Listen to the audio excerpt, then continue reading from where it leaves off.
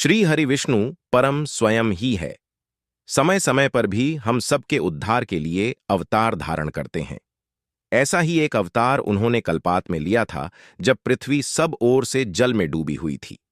तब फिर से सृष्टि की उत्पत्ति के लिए और पृथ्वी को जल से निकालने के लिए भगवान ने वाराह अवतार धारण किया था।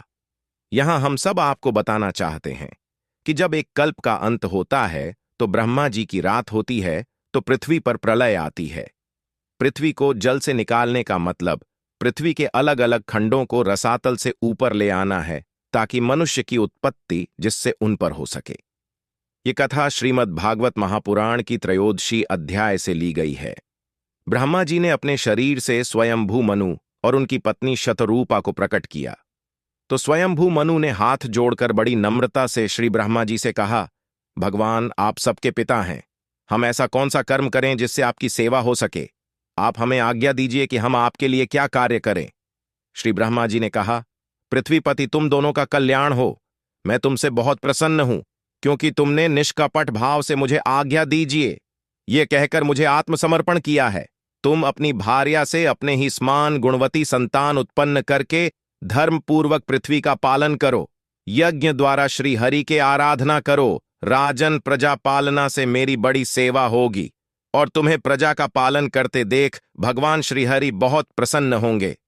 मनु जी ने कहा, पिताजी आपकी आज्ञा का पालन मुझे बहुत खुशी होगी, परंतु आप मेरे और मेरी भावी प्रजा के रहने का स्थान बताइए। सब जीवों का निवास स्थान पृथ्वी इस समय जल में डूबी हुई है।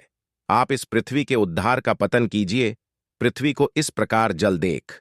ब्रह्मा जी बहुत देर तक मन में यह विचार करते रहे कि इसे कैसे निकालूं। जिस समय में लोक रचना में लगा हुआ था उस समय पृथ्वी जल में डूब जाने से रसातल में चली गई। हम लोग सृष्टि कार्य में नियुक्त हैं। इसके लिए हमें क्या करना चाहिए। आप तो जिनके संकल्प मात्र से मेरा जन्म हुआ है वह श्रीहरि मेरा यह काम पूरा करें। ब्रह्मा जी यह विचार कर ही रहे थे कि उनकी नासिका के छिद्र से अकस्मात अंगूठी के बराबर आकार का एक वाराह शिशु निकला जो देखते ही देखते क्षण भर में हाथी के आकार का हो गया। सब आर्षिगण और ब्रह्मा जी ने उस दिव्य प्राणी को श्रीहरि की ही कोई लीला माना। ब्रह्मा जी और उनके पुत्र सोच विचार कर ही रहे थे कि भगवान वाराह पर्वत आकार होकर गरजने लगे। भगवान के स्वरूप का वेदों में बड़े विस्तार से वर्णन किया गया है। सब मुनेश्वर उन्हें भगवान की गर्जना सुनकर उनकी स्तुति की और भगवान को प्रसन्न किया। शूकर रूप में भगवान गर्जना करते हुए जल में घुस गए। उनका का शरीर बड़ा कठोर और त्वचा पर बड़े बड़े घने बाल थे। दाढ़ी सफेद थी, नेत्रों से तेज निकल रहा था। उस समय उनकी बड़ी शोभा हो रही थी। जिस समय भगवान जल में कूदे तो ऐसा लगा मानो समुद्र का पेट फट गया।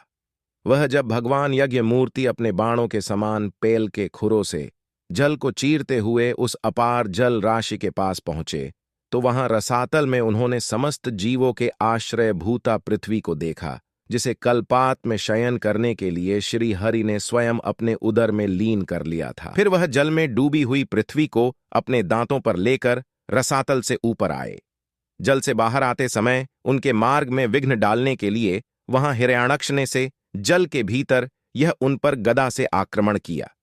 इससे उनका क्रोध चक्र के समान तीक्ष्ण हो गया और उन्होंने उसे लीला से ही इस प्रकार मार डाला जैसे सिंह हाथी को मार डालता है।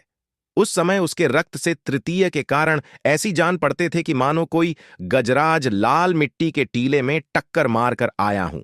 देखते ही देखते भगवान वाराह पृथ्वी को रसातल से ऊपर ले आए और सब प्राणियों का उद्धार किया।